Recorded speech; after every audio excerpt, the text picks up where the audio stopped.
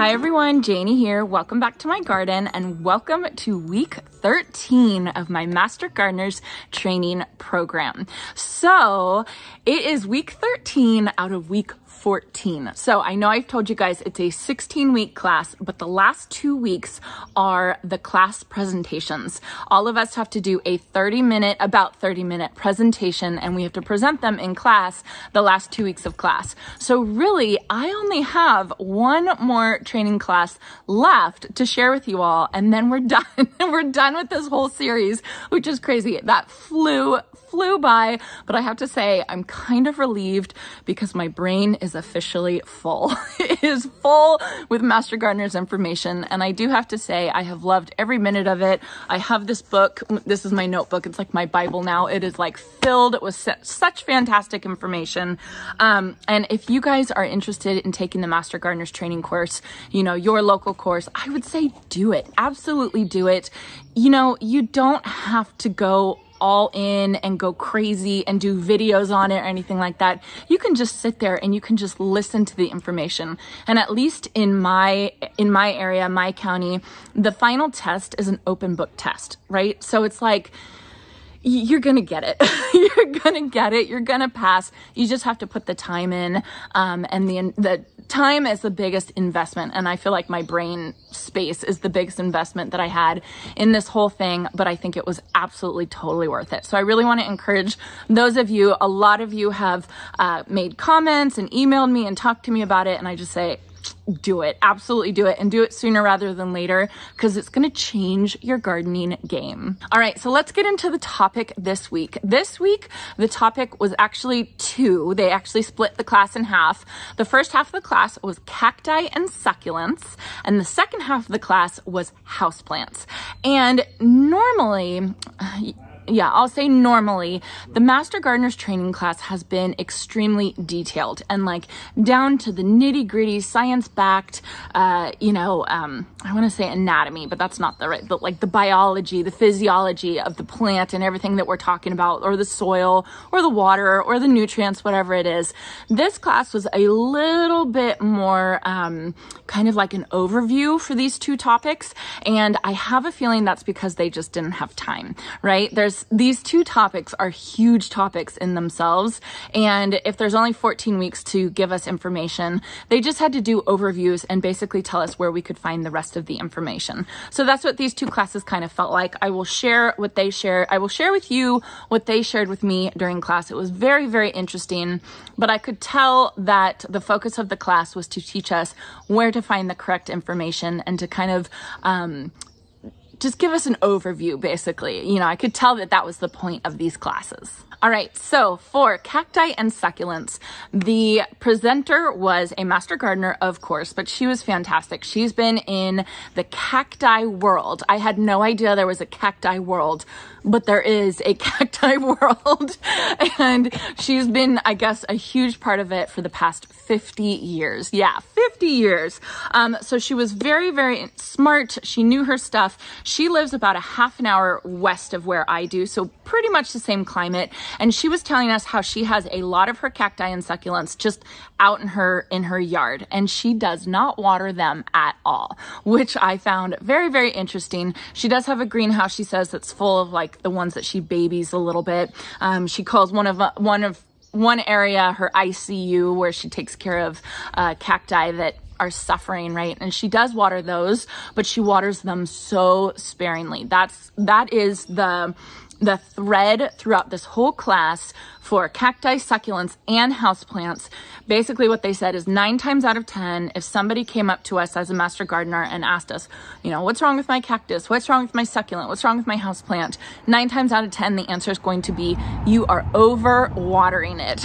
So I found that really, really interesting. It was a thread that was repeated throughout this whole presentation. So that was really, really interesting.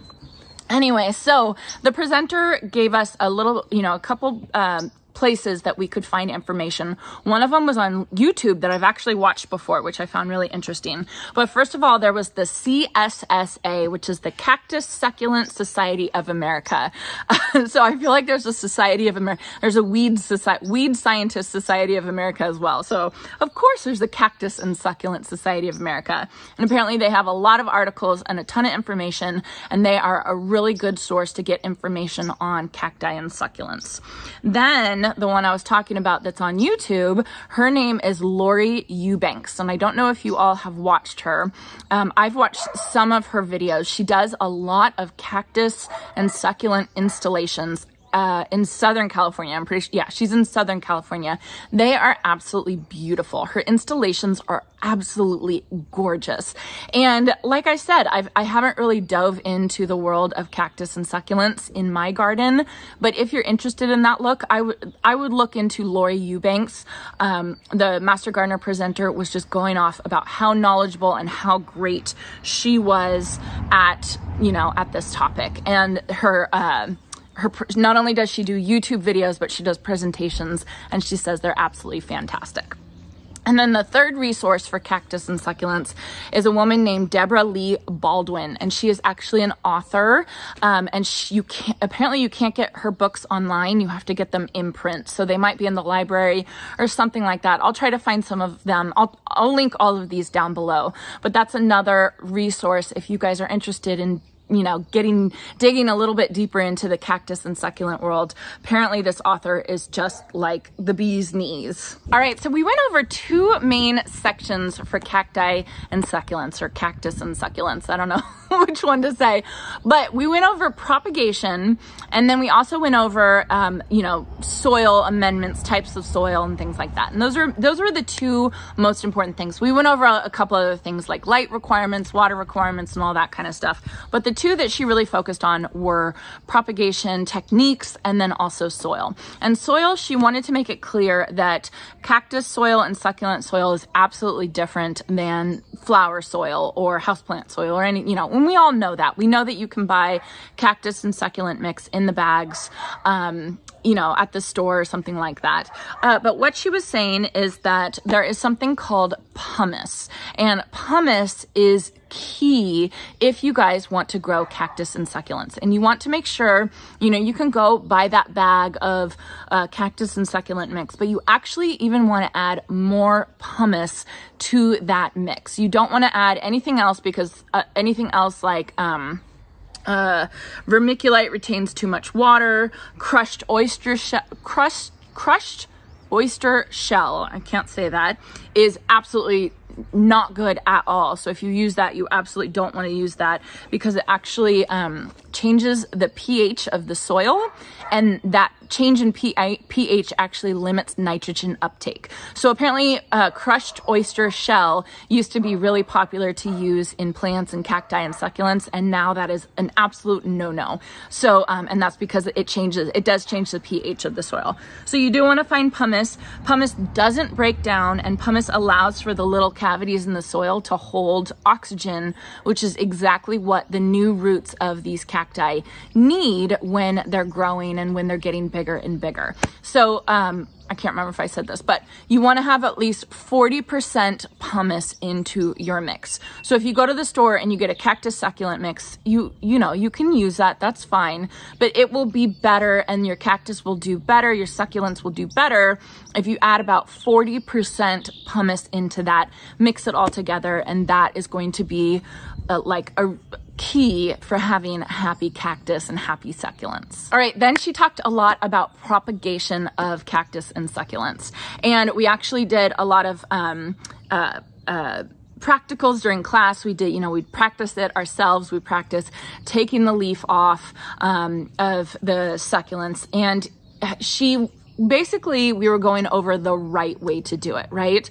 We all know that you can take a succulent and you can kind of pull a leaf off, let it dry over, and then eventually it'll start growing itself. But what she said is that there's a certain way to do it where you actually pull down and you kind of twist it, pull it to the side a little bit. And that gets a little bit of the inside of the succulent. I cannot remember the name of what she said right now, but I will put it down below. But basically, there's a certain technique to take off the leaf to allow yourself to propagate a lot better. And that is if you can propagate, you know, with that technique. The key for propagation is you have to know what type of plant you have, and you have to research the propagation techniques for that plant, because they are all different. They are absolutely all different. And one cactus over here might propagate really well one way, and another one might propagate really well another way. So you absolutely have to know what type of plant you're propagating. You also have to know when that plant, that cactus, is going to go into dormancy. Because if that cactus is in dormancy, say it's winter and it's cold and it's dormant, it is not going to propagate. You are going to fail at propagation at that time. So making sure that your cactus is not in dormancy, making sure that you've looked up your cactus or succulent and you know exactly how to propagate it, the right technique, those are two of the most important things. Okay, then as a little side note, this is just a story that I just wanted to share with you guys because I just found it extremely interesting. So she was telling us about a chemical called EMS, or ethyl methane sulfonate. Yeah. So basically it's the main chemical in Roundup. So this chemical, EMS, I guess you can actually purchase it from Amazon, like in itself, right? And there's a lot of different uses for it, but one of the uses for it is that it will actually produce fake or faux variegation in cactus and succulents. So basically what people will do, not good people, right? What people will do is they will take a cactus and they will put this chemical, this EMS chemical, on the cactus. And this causes a chemical reaction and it causes streaks of yellow, which they'll call, oh, it's variegation. So you know the cactus and succulent and houseplant industry. I mean, it's the price of these plants are absolutely insane these days, especially when it comes to a variegated one, right? And so not really in, she said, not really in the United States and not really in Korea or Japan, but other places around the world, they're using this chemical to produce fake variegation. And so she was showing us pictures so that we could recognize this fake variegation. It's a chemically induced variegation by EMS. And it was really, really interesting. I don't think, if I was to look at it, I don't think I would be able to recognize that it was a chemically induced variegation. But if somebody comes to you as a master gardener and says, I spent $200 on this cactus and now it's growing a little pup and it's not variegated at all. Why is that? One of the reasons could be because of this chemically induced variegation, which is totally against the law, not good. It's not good. You know, obviously you're using that chemical Roundup, which is, you know, horrible. Like you're using like the main ingredient in Roundup, you know, so you're messing with your health if you're trying to do this as well. So I just found that that was really, really interesting that these are being used. I could not find the information if this chemical is used for houseplants. I still have to research that to produce fake variegation or chemically induced variegation in houseplants. But I just thought that that was really, really interesting. So watch out for that, you guys. If you are buying plants, you know, online and you're buying them from, you know, across the ocean, make sure it's from a reputable place, because if you're spending a lot of money on something that you think is special and variegated, it might not be. It might be fake, basically. And there's ways to do it to make it fake. All right, let's get into houseplants now. So the houseplant presenter, this was a whole nother presenter. This was the second part of class. She was a master gardener as well, and you could just tell she loved houseplants. She told us that her mother every single year would get each of her siblings a new houseplant. So she had built up this collection of her mother's, and then her mother had passed away a couple years ago, so she re-inherited all of her mother's plants, or inherited, I shouldn't say re-inherited. She got all her mother's plants. So she said that she, you know, her whole house is filled with house plants, which I love that. I think that that's so sweet. So she kind of told us the history of houseplants. It basically started in the 1800s, where the really, really wealthy people would have houseplants in their homes, and it was a sign of wealth, a sign of status, right? Because if you had the time and energy to keep a plant alive in your home, you obviously didn't have much to worry about. And then it kind of stayed that way, you know, for quite a long time until the 1960s and 1970s, where houseplants became quite the fad to have in your house. And I'm sure a lot of you remember that. I don't remember that. I wasn't born then. But, you know, I've definitely heard about it. My mom has told me about it, you know, where everybody would have houseplants in their home. And now I think these days, you know, in the 2010s and on, I feel like houseplants have completely made a resurgence. I know I have houseplants all over my house now at this point, and I know a lot of my friends do too. And I'm happy. I'm happy that it's in and it's trendy and it's normal to have plants in your home, because I love it. I think it just is such a central part of designing your home, is to have life in your home and green in your home. I just think that it's huge. And I have a special place in my heart for houseplants, because that is how I got into gardening. I started off growing houseplants when we lived in a rental home, and you know, we couldn't afford to purchase a house here in California. So that's where I started my love for gardening, and I ended up, you know, my whole house was full of houseplants. And then finally we were able to buy this house, and I was able to expand into the yard. So houseplants will always have a special place in my heart. So the 4 main components of houseplants that we have to be concerned with are soil, fertilizer, water, and light.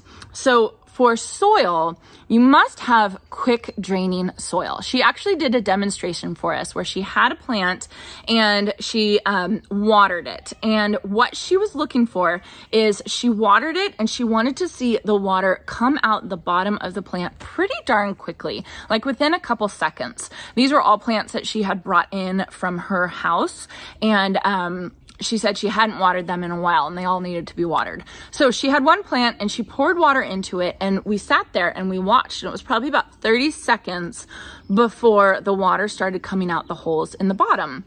And so what she said was it took too long. Basically, that soil was not quick draining enough, it was not loose enough, and she probably needed to repot that plant and mix up that soil, put some more amendments into the soil so that it came out quicker. Then she showed us another plant and she held it and she watered it, and the water basically came out right away. And she was like, okay, this is what you want to see. This is how you know that you have a plant that is potted correctly in the right amount of soil and it's not pot bound or anything like that. You basically want to water it and see it come out within just a couple seconds.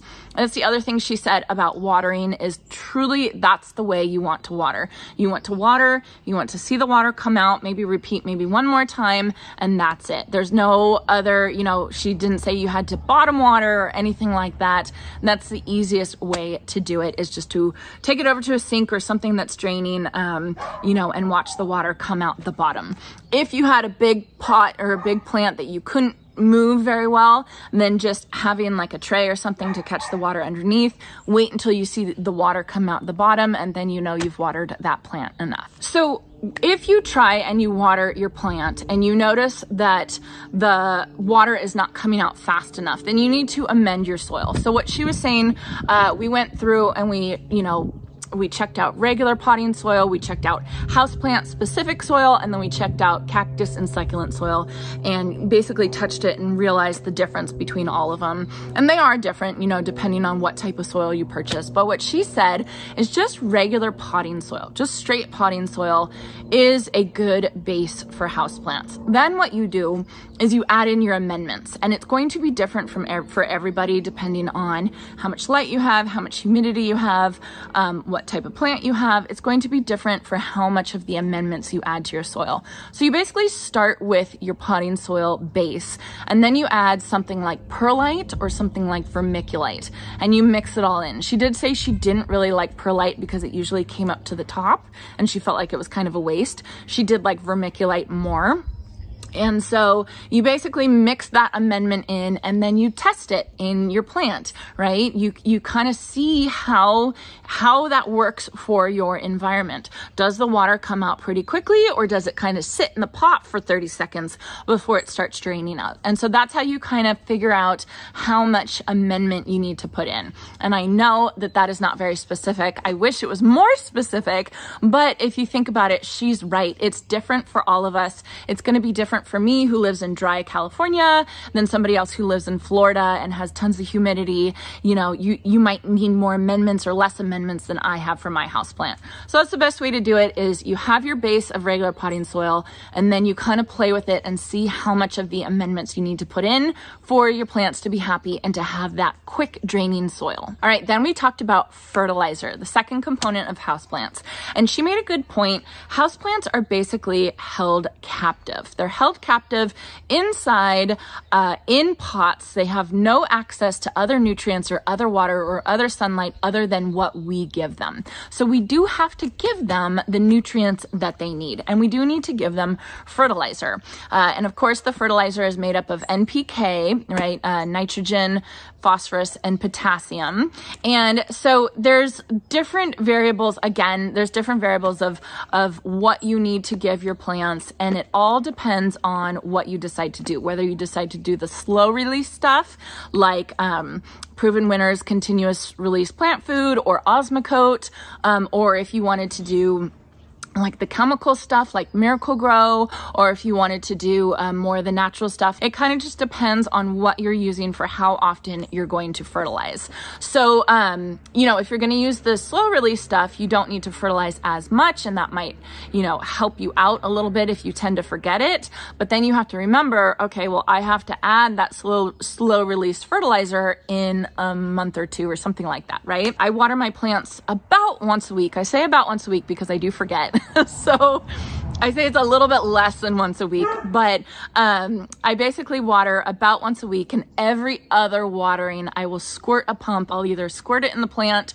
or I'll squirt it into my watering can and then water the plant depending on how I'm feeling that week. And that works really, really well for me. And that actually, this presenter, that's actually how she does it too. Say liquid, and she actually adds it every single time she waters, because that, she says, it just helps her remember. Every time she waters, she's going to add a little bit of fertilizer, and then she knows her plants are going to get the fertilizer that she needs, that they need. Then comes water. And again, water is probably 9 times out of 10 what is going wrong with your plant, which I found pretty interesting, and I can definitely believe it.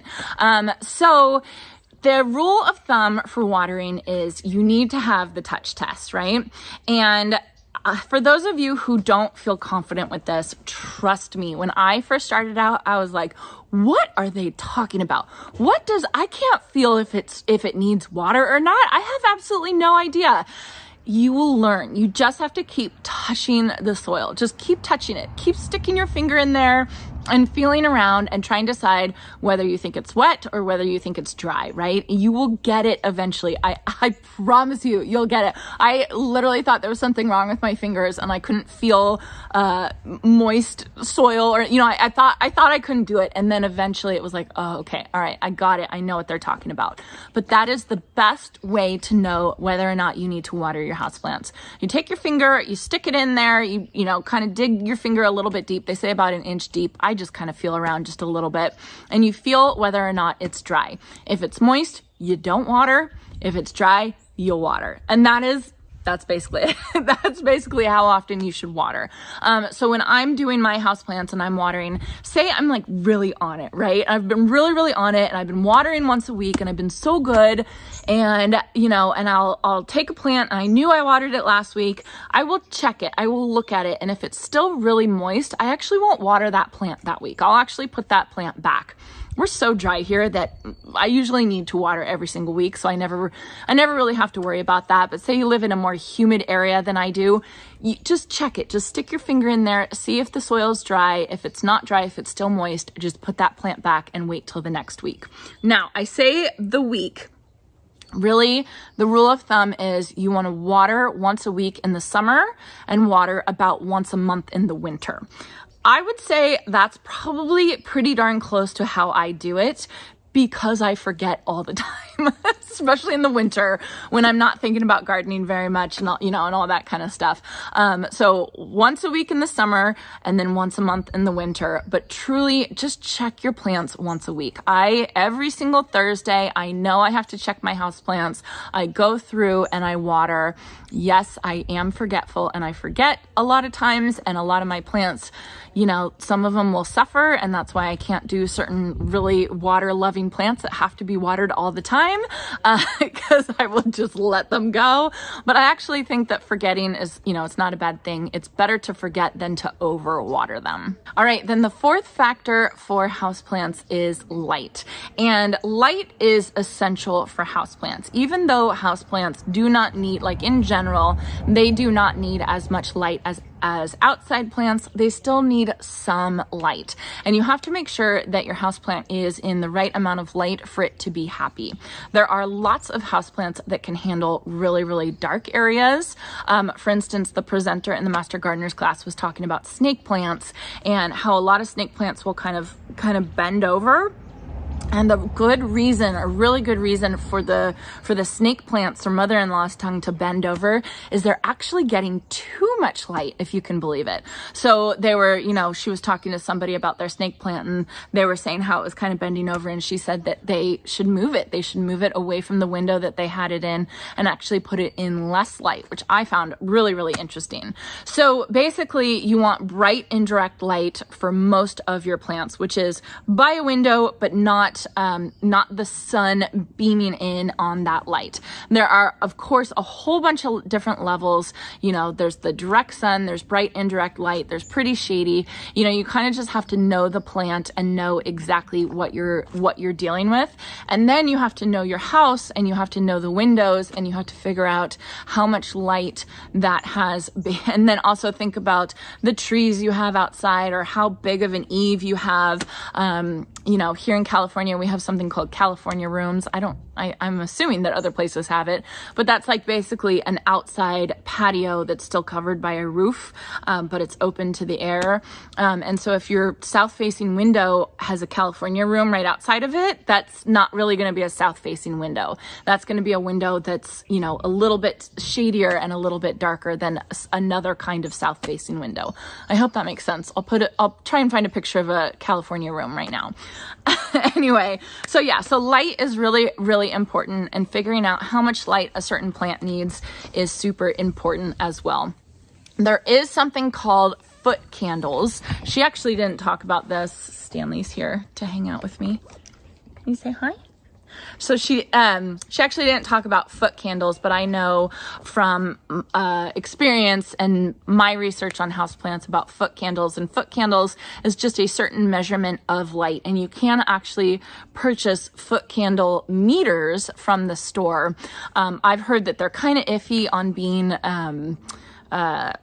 accurate, right? But you guys can look into that. If you really have trouble figuring out how much light you have, you can buy a foot candle meter from the store, put it by one of your windows, and then it should be able to tell you basically how much light that window is giving, and then you can figure out which plants will do really well there. I think the best way to do it is just to kind of move your plants around. I have a peace lily that I've had forever, and when I put it by a certain window, it thrives. It's so happy. And then if I move it to a little shadier place, it will stay alive. It will tolerate the light, but it won't thrive. I can tell it's not as happy. So, you kind of just have to play around with it. And sometimes I don't want that plant at its happy place. Sometimes I want to move it because I want something else there. So I kind of just tend to move things around all the time, and I play with it. So basically the moral of the story is for houseplants and succulents is you kind of just have to play with it. You kind of just have to figure out what works for that specific plant in your specific location, and kind of just think about all the different factors, light, soil, water requirements, and nutrient requirements, and what that specific plant is going to need. All right, you guys, so that is going to be it for my Master Gardener's Training recap today. Again, it was a super interesting class, but it was more of an overview class. So I wish I had more details to go over with you guys, but that was pretty much it for the class. So mainly it was just about where you could find the information. And I do have to say, if any of you have gotten that California Master Gardener's Handbook, there is some fantastic houseplant tables in that handbook. I think I'm going to be referencing that a ton. There are, it's like a 3 or 4 page table on all the different plants that you can actually use as houseplants. And there's a ton of plants that we use outside that you can actually use inside, which I thought would be really interesting and a really fun thing, you know, to dive into one day, like planting jasmine inside. I thought would be really, really fun. So yeah, so if you guys ended up getting that book, I will link it down below. There's a fantastic chapter and a whole bunch of tables on houseplants in that book. So let me know if you guys have any questions. I will try and answer them as best I can. I hope you all enjoyed this, and I hope you all have a chance to get in your garden today.